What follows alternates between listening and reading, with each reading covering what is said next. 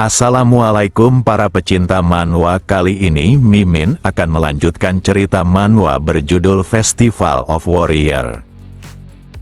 Pada cerita sebelumnya diakhiri dengan Daeho yang telah mengalahkan Hakjun yang merupakan putra termuda ketua Jin dengan satu pukulannya.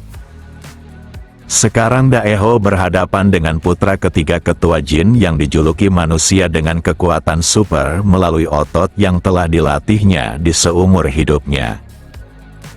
Keduanya sangat kegirangan karena adu kekuatan merupakan sesuatu yang sangat menyenangkan. Tanpa membuang waktu lagi, keduanya pun melesat maju untuk saling menghancurkan dan raut wajah keduanya menggambarkan seseorang yang dipenuhi kebahagiaan. Suara tiap serangan yang dilancarkan melalui pukulan tubuh bagian atas maupun bawah bahkan tendangan dari segala sisi menciptakan suara yang terdengar seperti sebuah ledakan. Gunyuk dapat melihat serangan yang datang ke arahnya saat ini merupakan pukulan kanan yang mengincar dagunya dan dia bereaksi tanpa kesulitan apapun. Akan tetapi serangan itu hanyalah sebuah tipuan untuk menurunkan kewaspadaannya dan sekarang tendangan cepat seperti sebuah sabit mengarah padanya. Berkat kejeniusan Gunyuk yang dapat menebak arah serangan, maka dia berhasil mendaratkan tinjunya pada wajah Daeho. Keberhasilan serangannya membuat Gunyuk tertawa karena dia bisa melihat semuanya. Dalam waktu singkat serangan beruntun mencicipi tubuh Daeho dan kecepatan yang ditunjukkan oleh Gunyuk membuatnya tidak memiliki waktu untuk menghindar. Dia juga terus mempertanyakan rasanya dihajar dan tingkat ini adalah kekuatan murni yang dicapainya setelah ribuan memukul sekaligus menerima serangan. Gunyuk mengakui jika Daeho adalah sosok yang hebat dengan keberhasilannya mengalahkan saudaranya, tetapi hari ini adalah hari di mana usahanya selama ini akan mencapai langit dengan mencapai puncak. Daeho yang terdesak mencoba membalikkan situasi dengan segera menangkap lengan lawannya. Dengan ini maka Daeho memanfaatkan tangan tersebut sebagai pegangan untuk melayangkan tendangannya. Serangan itu sangat telak hingga menghancurkan beberapa giginya. Gunyuk mengetahui sebuah fakta di mana tidak peduli seberapa tinggi pohon bisa mencapai langit, maka pohon hanyalah sebuah pohon belaka. Dirinya kini dihajar oleh seseorang yang sangat dibencinya di mana tipe orang itu merupakan sang jenius berbanding terbalik dengan dirinya yang hanya bertambah kuat melalui kerja kerasnya tanpa bakat bawaan. Walau gennya mengalir darah manusia terkuat, tapi dia berbeda dari para saudaranya yang lahir dengan bakat bawaan. Dia juga tahu jika harapan dari usahanya hanyalah sekedar usaha pecundang lemah dan dia terus berjuang menunggu sebuah keajaiban sampai beberapa dekade tapi tak kunjung datang. Yang benar saja kekuatan Daeho yang terlalu kuat serta tubuh hebatnya membuatnya tak berdaya dengan kebrutalan mengerikan. Dia tak bisa menerima kekalahan ini dan kenapa dia berbeda daripada saudaranya. Jika saja dia memiliki bakat bawaan itu sebagai putra ketua Jin, maka kerja kerasnya selama ini akan membuatnya melebihi para saudaranya karena dialah yang paling bekerja keras untuk menjadi kuat. Penglihatannya mulai menurun di mana dia akan pingsan menunjukkan kekalahannya. Meski seperti itu tapi Gunyuk tetaplah memiliki garis keturunan manusia terkuat dan sekarang gen dalam tubuhnya mulai bangkit. Momen ini merupakan situasi saat Gunyuk mencapai batasnya dan saat Daeho ingin mengakhiri hidupnya, maka dia menangkap kakinya sembari bangkit secara perlahan. Kini dia benar-benar telah menjadi keturunan yang pantas bagi ketua Jin dan dirinya telah berevolusi menjadi sosok baru.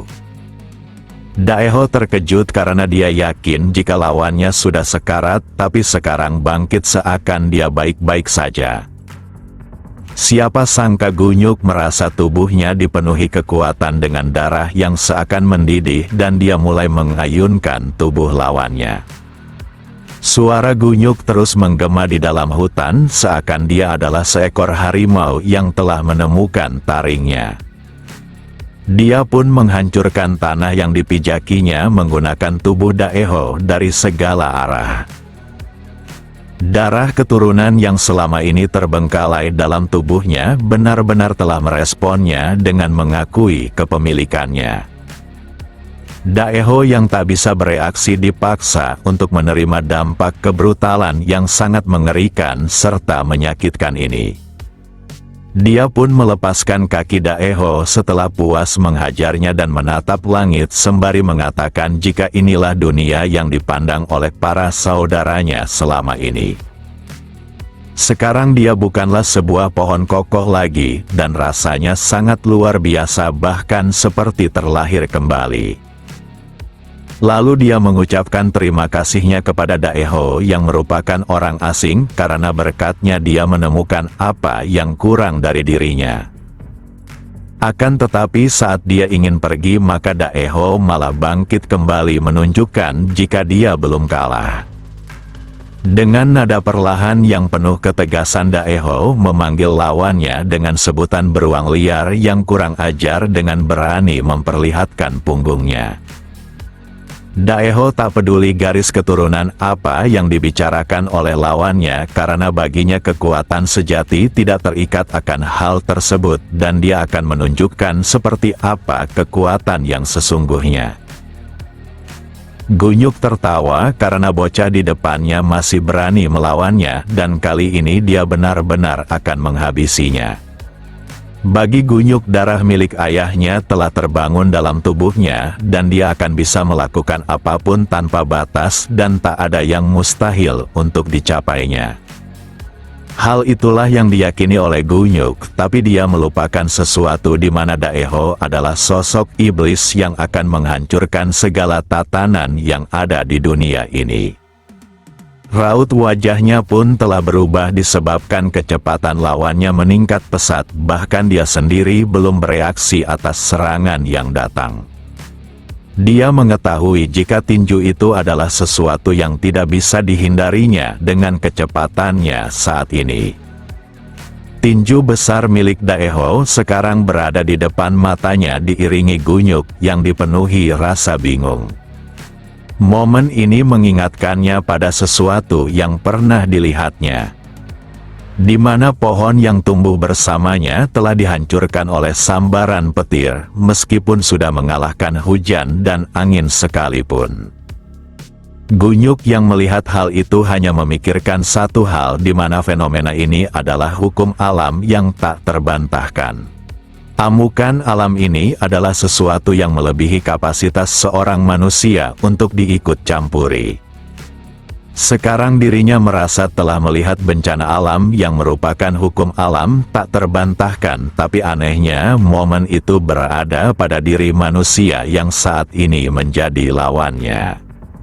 Dia sudah mengerahkan segalanya untuk mencapai puncak dan sekarang berhasil membangkitkan garis keturunan dari ayahnya, tapi kenapa dia masih kalah oleh orang asing tak bernama? Namun matahari telah terbit menunjukkan jika babak pertama dalam festival para pendekar telah selesai dan Ilsun menghentikannya diikuti dengan para pengawas yang menahan tubuh luar biasa Daeho. Total partisipan berjumlah 200 orang yang merupakan perwakilan dari tiap bos dunia bawah dan 81 di antara mereka mati. Lalu 99 orang tidak bisa melanjutkan disebabkan luka yang dialaminya, bahkan 90 dari mereka bakal cacat permanen. Sekarang hanya tersisa 20 peserta yang pantas disebut makhluk buas untuk menuju ke babak selanjutnya. Sebagai direktur babak pertama maka Ilsun mendeklarasikan bahwa babak pertama dari festival para pendekar berakhir.